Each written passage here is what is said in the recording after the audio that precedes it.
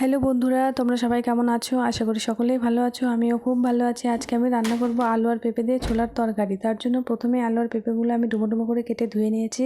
ছোলাও সেদ্ধ করে নিয়েছি আগে থেকে। এদিকে কড়াই আমার তেল গরম হয়ে গেছে, ফোড়ন করে নিচ্ছি। ফোড়নে দিয়েছি গোটা জিরে, তেজপাতা আর শুকনো লঙ্কা।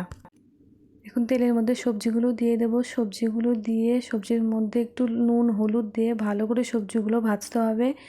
সবজিগুলো ভাজা হয়ে আসলেই এর মধ্যে ছোলাগুলো দিয়ে দিতে হবে।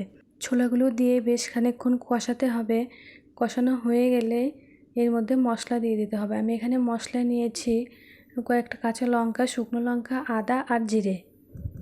মশলাগুলো দিয়ে বেশ খানিকক্ষণ কষাতে হবে। কষানো হয়ে গেলে এর মধ্যে পরিমাণ মতো জল দিয়ে দিতে হবে। তোমরা যেরকম ঝোল পছন্দ করবে সেরকমই জল দেবে।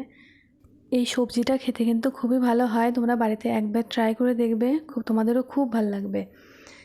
জল দিয়ে ঢাকা দিয়ে দিতে হবে। ঢাকা খুলেই আমি এখানে দিয়ে দিচ্ছি স্বাদ মতো চিনি।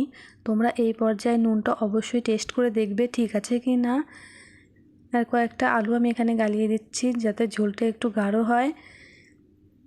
এখন উপর দিয়ে একটু গরম মশলা আর ঘি ছড়িয়ে নামিয়ে নিলেই রেডি হয়ে যাবে আলু আর পেঁপে দিয়ে ছোলার তরকারি। এখন তরকারিটা নামিয়ে নেব। দেখো কি সুন্দর কালার এসেছে। ভিডিওটা তোমাদের কেমন লাগলো অবশ্যই বলবে। আজকের মতো এটুকুই, টাটা।